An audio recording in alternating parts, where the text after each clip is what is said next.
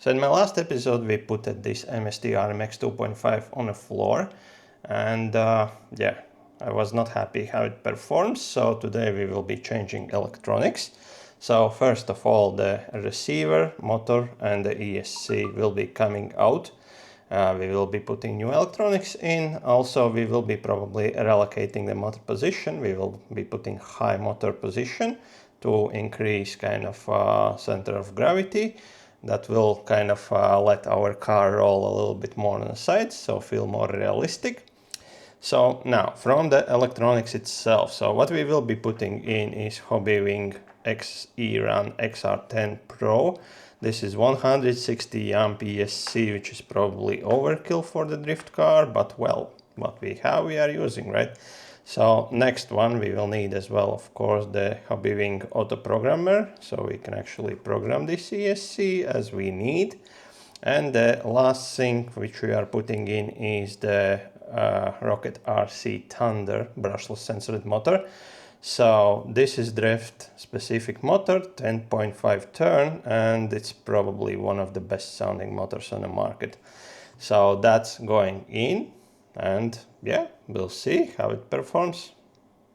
Okay, so we have some changes, some progress already. So what I did, I took out all the electronics. Now the new motor is already in. As you can see, it's a high position now. So we changed the bracket from low position to high position. And yeah, so now I'm working on this kind of rear end here, because the ESC will be coming here. So I spent quite a bit of time, you know, trying to find which angle, which position will be the best.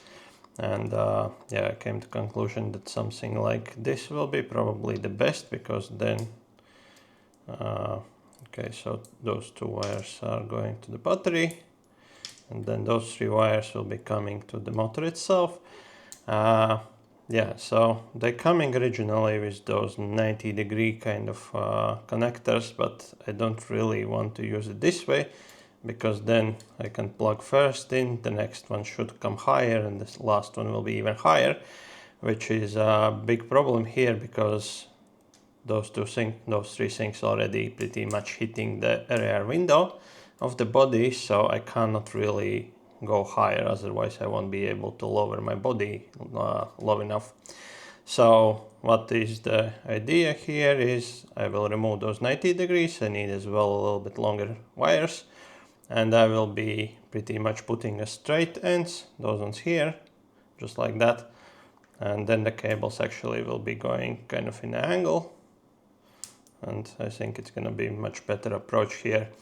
I also need to resolder those battery cables, because those are very short here, and I'm planning to solder them maybe in 90 degrees. If I will be able to do that, we'll see. So when I'm putting the ESC like this, I have feeling that I want it to be a little bit higher up, because those cables, when they are pulling, it's pretty much wants to lift this ESC up. So what I did actually, I went and 3D printed this piece here, which I will just double side glue here, and then the ESC will come on top, which will give me a little bit more angle. It's only 2 grams, so very quick and easy print. And one more benefit as well from this is that if I will lift up as well, I will be able to see the ESC writing, otherwise it would be hiding behind this kind of handle here. So will benefit a little bit more that way. Yeah, that's the progress for now. I will do that, I will solder all the wires and everything, and then we'll get back. Look at this. So let's call it stage 1 is now complete. So let's roll some footage.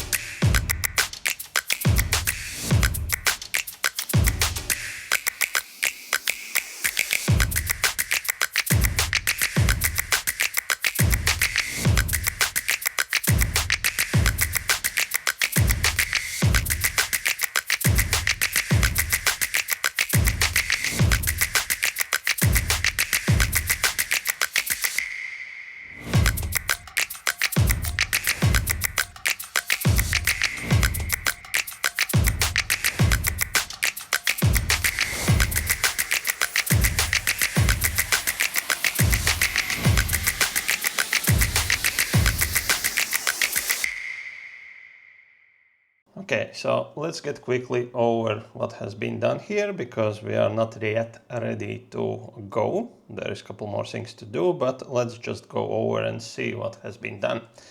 So yeah, as you can see, I was going not only after a better performance and everything else, but also the look means in this case a lot, of course. So what we will be running Shorty. This will be my competition batteries as well here. So Shorty, a low profile, 4200 milliamp lipos, high voltage ones. Yeah, racing 5mm bullets. New complete wiring. So original wiring was actually 12 gauge wires. I went down to 13 gauge wires because that's what I had. And yeah, 160 amps for the ESC, of course, is overkill for the drift. So do 12 gauge wires as well. We don't necessarily need here because 13 gauge wires are more than enough. We're still using stock gyro. We're still using stock servo, and we still will be using that crappy radio which we had, because I have a competition radio system as well, but I do not want to put this on this chassis because this will be a training chassis, and yeah, I'm soon starting my competition car build, so I will just keep all those details for that car. What else I changed? So as you can see, as I said, ESC is now lifted a little bit higher up. So we have a little bit more angle, because as well, if I would turn it down, this angle will be much higher. And those wires are already pretty much touching the body. I'm just like there, you know, for the height, what I need. So there is how she looks from the back. So nice clean setup. Also new pinion. So previous one was 23 tooth pinion. Now I went down to 22 because that was the smallest one I had. I would probably even go more down to even 20, because like I said, currently I'm running in a very small area, so I don't really need that speed that much. Also including that we still have turbo and boost on this setup, so speed is not an issue as well. We are running, of course, 10.5T motors, so speed we have more than enough for our area. So yeah, this is how she currently looks. So before we actually putting this on the floor and getting ready, what we need to do, we need to now go and pretty much set up everything. So starting from the gyro, ESC, we will go over settings as well. We need to set endpoints for everything, and yeah, then we have already, I did already tune for the ESC, but I still will go over and I will show you all the settings as well. And yeah, when that will be done, we will get to some drifting. Okay, so let's start with gyro and setting endpoints. So before we do that, what we need to do, we actually need to take our remote, get the car kind of driving, make sure that our trims and everything is set in the middle, so car actually drives straight. When that is done, then the next is we need to set the endpoints from the remote itself. So we are actually using full lock what we need, and the servo is going from one way to another, not more, not less, because if it's not set properly, we will have issues. So on this remote, this is only 2-channel remote. This actual receiver is actually 3-channel receiver. So I will give a note about that as well. But from here, so on the left side, we have steering trim. So this is the one which we are controlling. So the car actually drives straight. Very limited kind of functionality here, because yeah, not very sensible, you know, comparing with more expensive remotes. And on the other side, we have steering dual ratio adjustment, which is pretty much our endpoints. So in more expensive remotes, we can do it per side. We can adjust left and right separately. In dual ratio mode, kind of we are adjusting left and right in one go. And in this case I found that somewhere in the midway at number 3 is my kind of sweet spot where turning left, turning right is good for the servo. It's not burning it down, you know, going over the moon, or the wheels are not turning enough. So when this is done, next thing what we will need to do is go to the gyro itself. Before we start setting endpoints on a gyro, one note here. So if you do not have 3-channel remote controller, including that third channel does not have trim, then what you need to do, never really plug the plug which is coming with one wire, which is for remote controlling the gyro sensitivity, leave it unplugged. Because if you will plug it in a third channel, that's it, it's pretty much 100%, and yeah, your gyro is just pretty much set to 100% and you cannot really adjust, even if you will try to use this manual gain here. So also the LED which will be blinking is letting you know that you are now in manual kind of mode where you can adjust the gain from the gyro itself. So in this case, first when I got this card, this was plugged into the third channel and the gyro was working, but like I said, 100%, which is probably a little bit too much.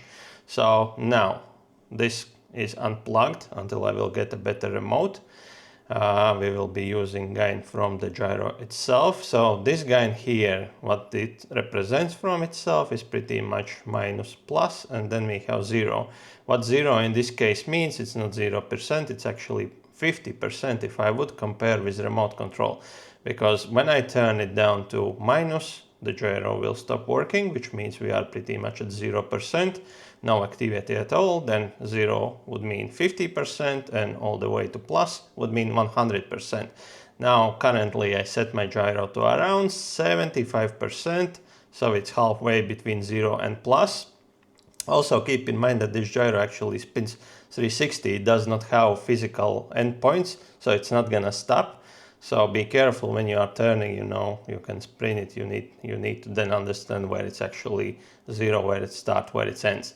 So just a small side note here. So once this is done, then the next thing what we will be doing, we will take our remote controller, make sure that it's turned on. Then I will take a screwdriver and there is a button which says mod. So now what I need to do, I need to press this button, make sure you actually press it, and turn on the ESC, or car in this case, yeah. Now wait till the light starts blink. Now let it go. We are now in a programming mode. So now what I need to do, I need to turn my steering wheel left or right side. It doesn't matter which one you will start with. So I will turn one way. Now press the button, 2 blinks, let it go.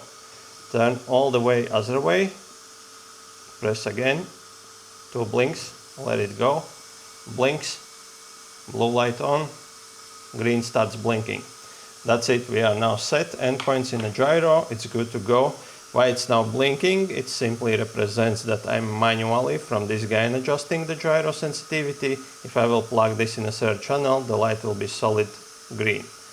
There is possibility as well switch from normal to a VSC or whatever mode it is, then the light may become a red if it's in that a VSC blah blah blah mode.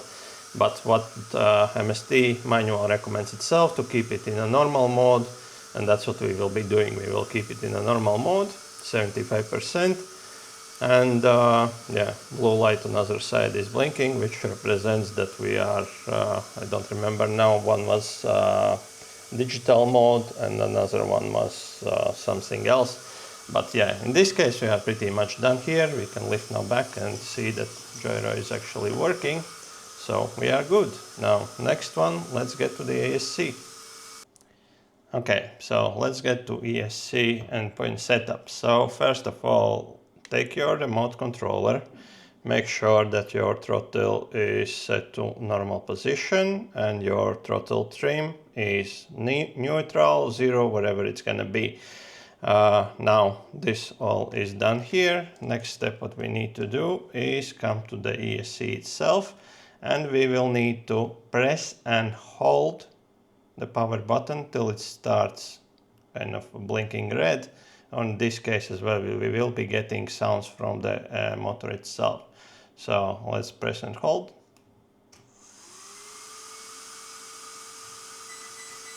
Now it's beeping. So first one, we need to set neutral, so we are not touching remote. Press once. Now I will set full gain throttle. 2 beeps. Full brake. 3 beeps. After that, press once again, it will switch off. Now, when this is done, we can now turn on the car, normal way, just by pressing it. And now we can test. Woo! We have already turbo and boost going. So we have reverse and we have forward driving. So that's it, that's how you set endpoints. So last bit, what is left is pretty much get to the tuning of ESC. Okay, so let's get quickly over the tune what I have set for my Hobbywing ESC. Programmer is connected already and we are already in the parameters itself. So first of all, running mode, forward, reverse and brake. That's what is there. Max reverse force 25%. Cutoff voltage 7.6 volts. So this is actually very interesting. When you are opening, we have a lot of different options to choose from. And there is one which is automatic, which is 3.3 volts per cell. This is interesting because only in this auto mode it will automatically detect if you are using 2S, 3S LiPo, and yeah, kind of will be keeping minimum per cell 3.3 volts. Once you are going into manual settings, where you are setting yourself the voltage, is you need to now start calculate yourself. So it's not per cell, it's gonna be for the battery itself. And what cool is here, why I set 7.6 volts, is pretty much while I'm in this training mode, if I do not want to kind of put in LiPo, fully charged, drive it till it's kind of empty, and then I need to put it in a storage voltage, what I can do, I can actually set the cutoff voltage higher, which would be the storage voltage, and that way I can fully charge it, take it down till 7.6 volts, and it's good to go back in the storage, you know. So that's kind of cool that you can adjust this voltage here. Thermal protection 105 degrees Celsius, this and motor as well, same, didn't adjust that one, left as it is.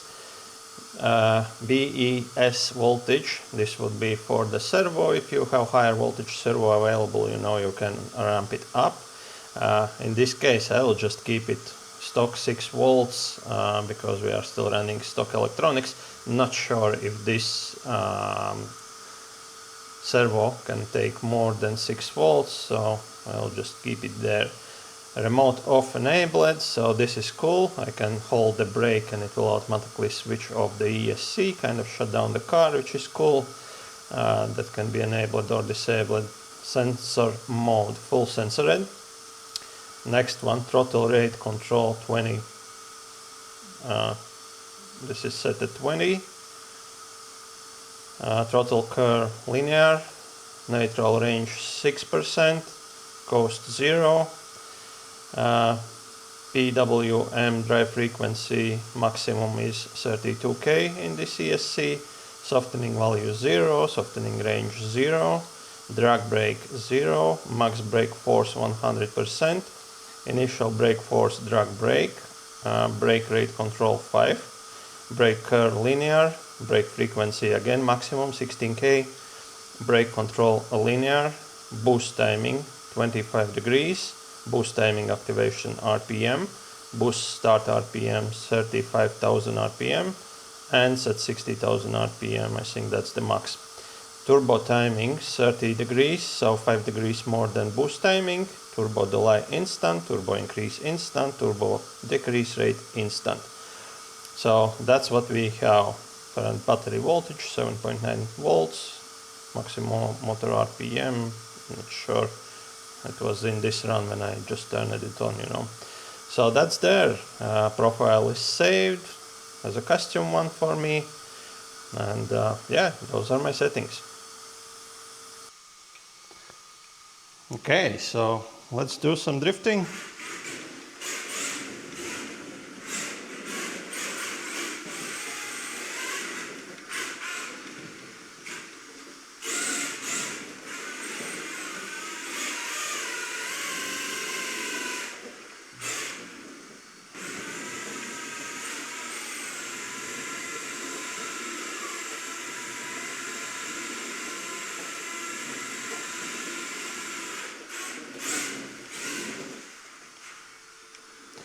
So currently drifts much better. Two things here to adjust. So with steering I need to play a little bit more. I need to sort out that angle so I can actually do a full lock, because currently we set the endpoints, but of course the endpoints I set so it does not kind of really go till the shocks itself. So there is a little bit more space for the turn radius, which we will adjust at some point. That's my dog, who really loves drifting. So yeah, so currently what I feel is kind of now all the weight is on the back. I feel that the front is very light, and that is why I have kind of what it calls like oversteer in English.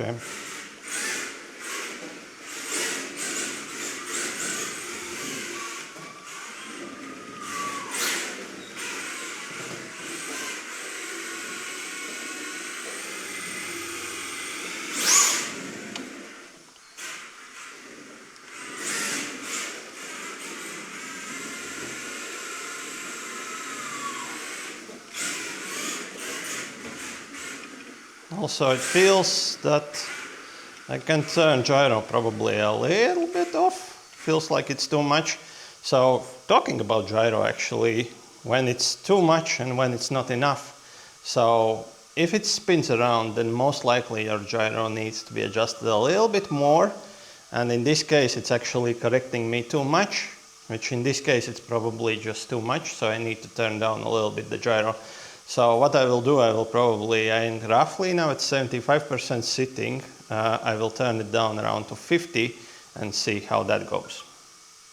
Okay, so gyro now at 0 mark, which is 50% sensitivity.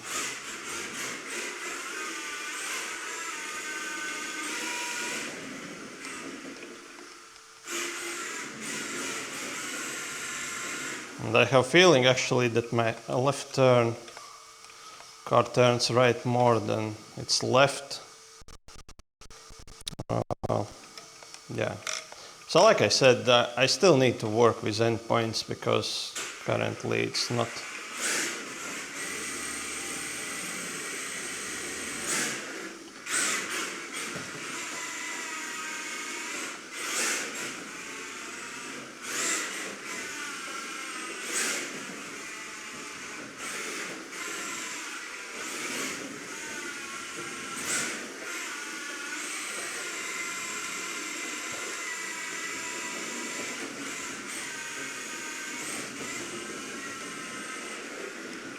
And do you noticing the sound as well?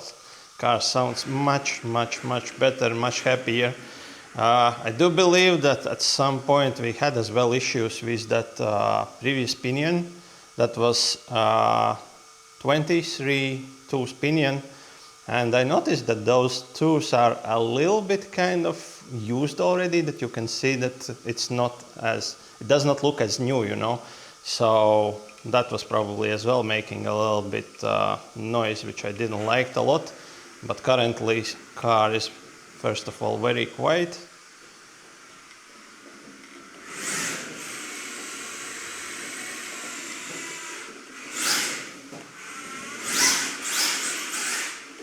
And you can hear as well when we are actually hitting the boost and turbo.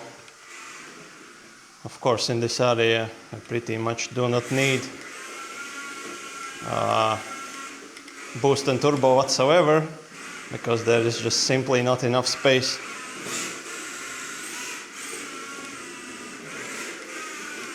But yeah, it's so much better.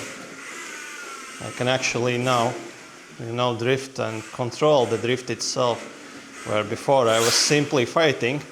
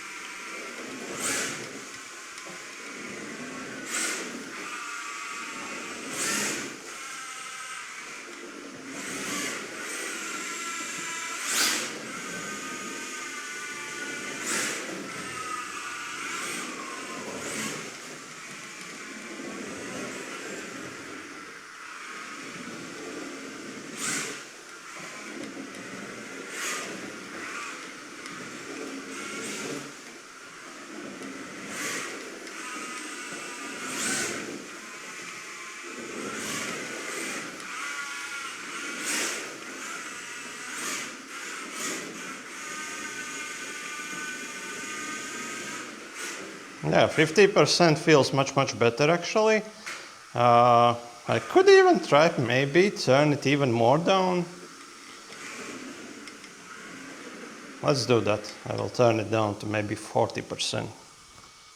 Okay, so roughly 35–40% we are now on gyro sensitivity.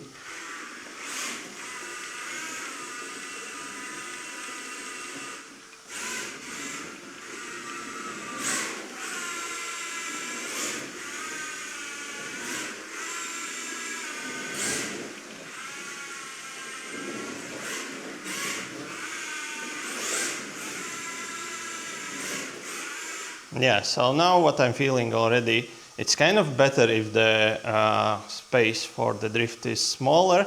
It's maybe a little bit better, but now what I'm feeling that I'm actually losing, When I'm going into the drift, I need to now start working myself out, otherwise we are just spinning around, so that's already tells that we are probably, yeah. So the car is now spinning out pretty much easily, and it's all because the gyro sensitivity most likely needs to be added a little bit more. So that's how you can tell, if the gyro is too sensitive, not sensitive enough, simply by looking how your car is acting. So spins out. Not enough. If you can't really turn, it's correcting you all the time, then it means that it's too much. So you just need to find that sweet spot.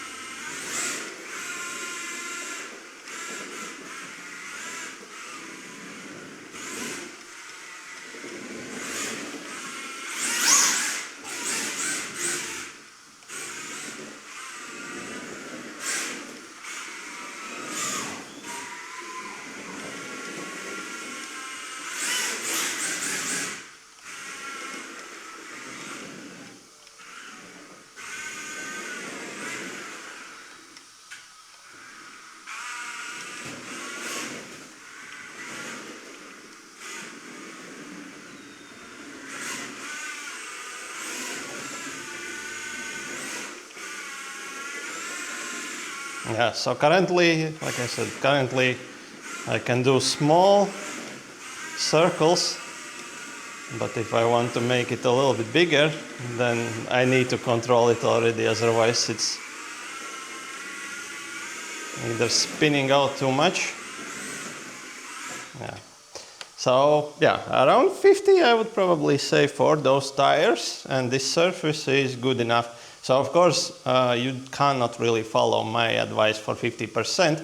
You can set it as a starting point, but it really depends on the tires, what compound of tires you have, and on what surface you are driving, because surface as well, different frictions, so your gyro as well, of course, will be acting differently in this case. So that's it for this time. I hope we learn a lot where it's coming to how to set car when all the new electronics are coming in, do the adjustments, you know, to ESC and all that stuff. So next what's coming is that I finally received the competition tires, so those will be coming on. We will try out and see how that compound is actually working. Is there any big difference between those tires and those new ones?